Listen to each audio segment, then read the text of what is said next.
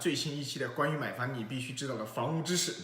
那我们今天还是请来了刘恩大家好今天我们还是仍旧在圣诞节前夕我们仍旧是穿着这个圣诞的帽子跟大家一起来分享马上就要圣诞节了提前祝大家圣诞节快乐圣诞节快乐那好，那个今天有什么想跟大家来分享的？我们正常还是把每个系统都聊一遍应该是冬天了嘛，冬天我们还是把暖炉取暖、制暖系统都再给大家再聊一遍冬天了就讲讲暖炉对。好，那个暖炉有什么？作为买家你觉得买家都会从哪些方面来关心这些问题？首先就是加拿大的房子法律规定是一定要有取暖设备的，它可以没有空调，对吧？它可以没有空调，但是它一定要有取暖设备。那么这个取暖设备呢，通常就是我们说的这个暖炉，烧天然气的这个暖炉。买家呢，其实最关心的一个就是暖炉用了多长时间？用了多长时间？对，哪一年的？有多大够不够用？够不够用？然后呢，是中效炉还是高效炉？中效炉、高效炉的问题中效炉、高效炉的问题，还有以及我们暖炉冬天出现的问题怎么来办呢？或者是那其实呢，在前面我们已经跟一个专业的暖炉技师录了一些视频，关于这个已经常见问题怎么来处理，是吧？然后怎么日常维护保养。那我们今天就不讲那些话题，我们今天重点就跟大家讲：第一，怎么区别中效炉和高效炉；第二个，暖炉的大小够不够用。第三个，我这个暖炉是不是快到使用寿命了？用了多少年了？好吧，我们从这3个方面来分享。对，好，那怎么区别中效炉和高效炉？高效炉跟中效炉其实还是很好区别的。高效炉的话呢，它是用这个塑料的这个排烟管，它有这个一个塑料的，有的是白颜色，有的是白颜色，有的是黑颜色，塑料的。那么中效炉的话呢，它用的是金属的烟管，金属的烟管甚至它都是有一个金属的烟囱出去的所以它这个是非常明显的一个为什么会有这么一个特征呢？是因为中效炉它排出去的烟呢，就烧完了以后烟就直接排掉了，气就排掉了。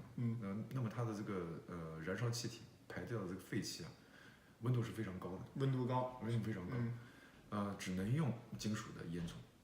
那么高效炉为什么高效呢？它是把这个排出去的废气又给它做了一次热回收，所以它高效。所以最后等高效炉排出去的烟呢，它温度没有那么高，所以用塑料管就可以了。OK， 那是中效炉和高效炉的区别。刚才你还提到了一个黑色管子和白色管子。对，早期的高效炉用的是黑色的，是 ABS 的管子。现在呢都用的是白颜色的 PVC 管子。PVC 管子。对，两种都是高效炉，但是呢，如果你用的是 ABS 的那种黑色的管子，那我们在验房的时候呢，会重点看一下有没有裂缝，因为 ABS 实际上它不是就相对于 PVC 来说，它耐高温不是特别的好。所以也就是说以前也是不是可以这么理解，更老的那个暖炉，高效炉老的高效炉用的是黑色的，是吧？对，新的高效都是这么一批了，反正后面都不用，都改成白色的。好，那第一下区别了高效炉和中效炉的区别。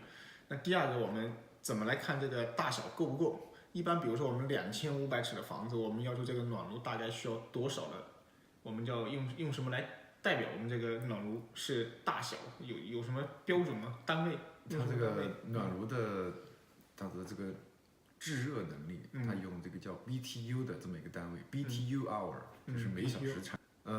每尺30个 BTU，按照这样的一个算法去推算你的炉子。也就是说，比如说一个房子2500尺，那我们需要2500尺乘以30， 75000 左右。这是大概大概这是一个大概的范围，因为新房子它可能保暖比较好，75000就是足够了。那么到后面它可能随着房子的这个保暖性有点下降，那么它可能会稍微有点吃力，但是呢。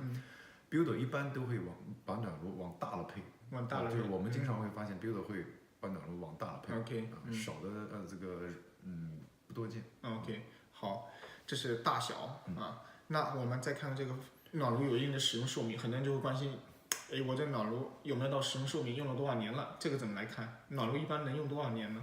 暖炉的话，高效炉一般是在15到20年左右。15到20年，对，15到20年。对，那这个我们怎么来看？我这个现在用了多少年了？要不要换？这个买家一般是看不出来的，看不出来，一般是看不出来，因为炉子上面，只有很少一部分炉，它会直接写它是哪一年生产的，而且要把这个面板都取下来。大多数暖炉它是不写的。然后呢，我们要用这个一些对比表啊，去查它的序列查出来，查序列号是吧？对，然后查它的这个出厂的年份，出厂的年份。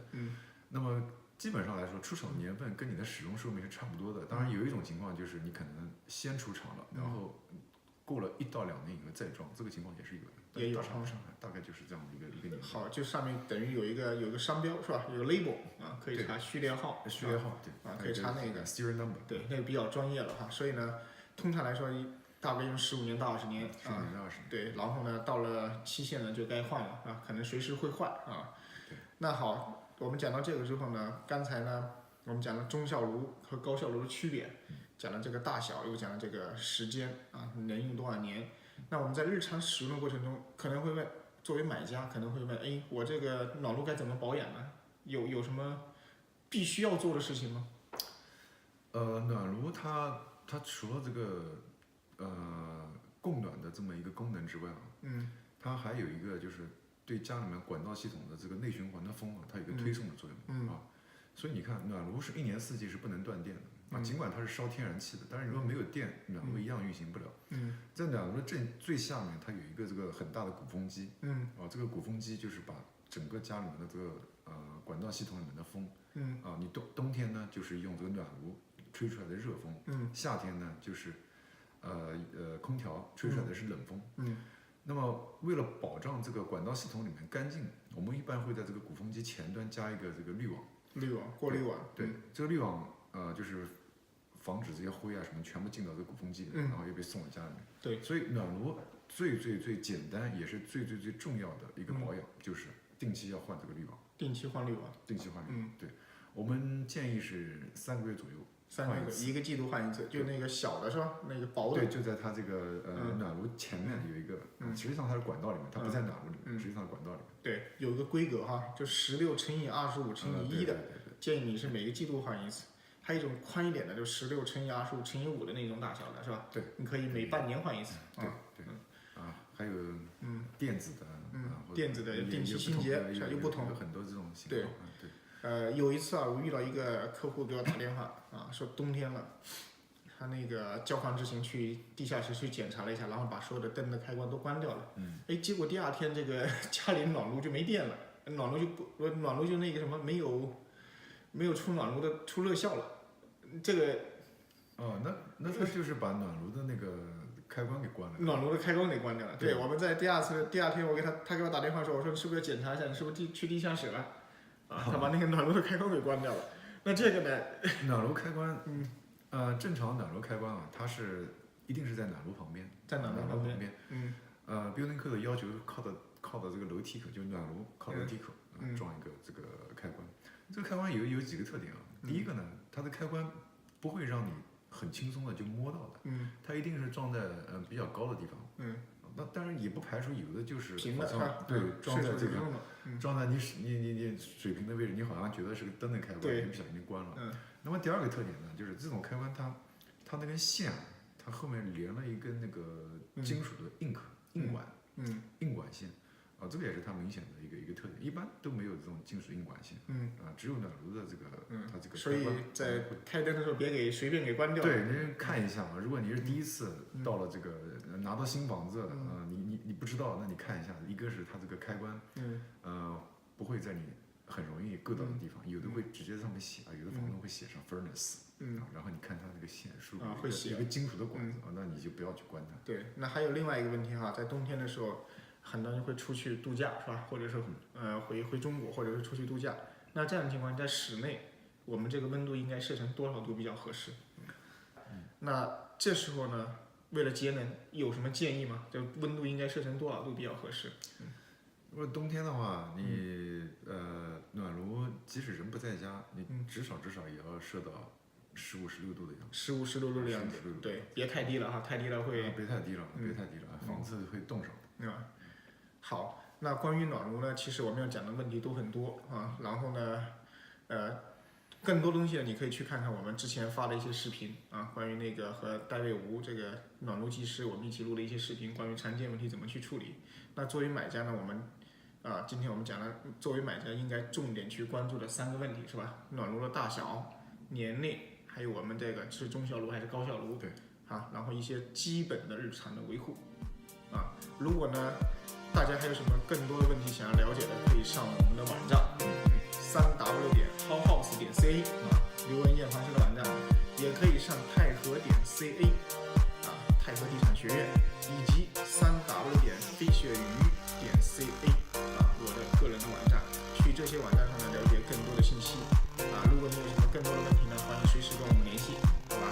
那我们今天就讲到这里。好，谢谢大家收看，谢谢，再见，下次再见。再祝大家圣诞节快乐，快乐，圣诞节快乐，拜拜 ，Merry Christmas。